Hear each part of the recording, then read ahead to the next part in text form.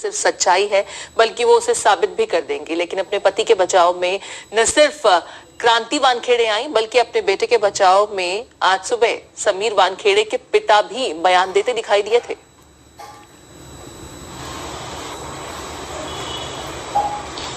देखिए, समीर वानखेड़े जो zonal director हैं, उनके पिता ने कल भी उनसे फोन पे बात की थी और बातचीत के दौरान समीर वानखेड़े ने जो उनसे बात की, उन्होंने कहा कि हो सकता है कि मेरी गिरफ्तारी हो सकती है, लेकिन उनके पिता ने कहा कि आप बिल्कुल निष्पक्षता के साथ अपना कार्य कीजिए और जांच कीजिए। और रही बात कि उनके पिता ने यह भी कहा कि आने वाले समय में अगर कोर्ट का दरवाजा खटखटाना पड़ेगा तो खटखटाएंगे, लेकिन आप ईमानदारी के साथ अपना काम कीजिए। और समीर वानखेड़े ने इतना भी कहा कि हो सकती है कि उनकी गिरफ्तारी हो। वहीं दूसरी तरफ अगर उनकी पत्नी की बात करें, क्रांति वानखेड़े की, तो आज अंधेरी में उन्होंने एक प्रेस कॉन्फ्रेंस किया। प्रेस कॉन्फ्रेंस में उन्होंने बहुत सारी चीजों का खुलासा किया। उन्होंने साफ तौर पे कहा कि जब कोई पॉलिटिकल लीडर जो है जिस तरह से लगातार प्रत्यक्ष रूप से उनके परिवारजनों को प्रताड़ित कर रहा है और उनकी जो चीजें हैं उन्हें जो है मीडिया में ले जा रहे हैं, यानी कि उनका साफ कहना था कि उनके जाति और धर्म पे कीचड़ उछाड़े जा रहे हैं।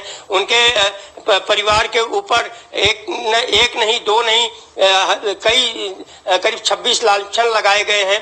तो इन सारी चीजों का उन्होंने खुलासा किया। पत्रकारों के सवाल का जवाब देते हुए उन्होंने कहा कि समीर वानखेड़े की बर्थ सर्टिफिकेट का जो भी वह जिक्र कर रहे हैं, समीर वानखेड़े ऑलरेडी उसे मीडिया को दे चुके हैं और जो उनके ऊपर आरोप लगाए गए थे उसका उन्होंने सेशन कोर्ट में एक हलफनामा भी दायर कर चुके हैं।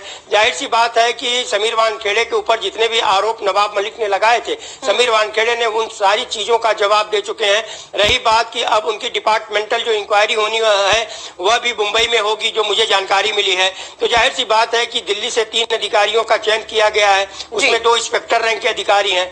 और मैं आपको बताना चाहूंगा कि अब जिस तरह से यह मामला पूरा राजनीतिक तौर पे हो गया है, देखा जाए तो एनसीपी वर्सेज एनसीपी हो गया है। और वहीं दूसरी तरफ आज एक अहम जानकारी मैं देना चाहूंगा अपने दर्शकों को कि कोर्ट में एक हलफनामा आर्यन की तरफ से दाखिल बॉम्बे हाई कोर्ट में किया गया, जिसमें कहा गया कि एनसीपी के ऊपर कोई लालचन नहीं है, यानी कि एनसीबी जिस तरह से कार्य कर रही है उसके ऊपर कोई आरोप प्रत्यारोप आर्यन खान ने नहीं लगाया है, न ही उनसे पैसे मांगे गए हैं। यह एक बड़ा आरोप, बड़ा हलफनामा जो है बॉम्बे हाई कोर्ट में दायर किया गया है। और उन्हें ये भी दायर किया गया है। कब दाखिल किया गया है, इसके बारे में कोई जानकारी मिली है क्या? क्योंकि ये तो अगर इस तरह की बातें हैं और आर्यन खान की तरफ से ये हलफनामा दाखिल किया गया है तो समीर वानखेड़े को तकनीकली इस मामले में तो क्लीन चिट आर्यन खान की तरफ से ही मिल गई कि कोई भी पैसों की उगाही उनके लिए नहीं की गई थी उनकी तरफ से।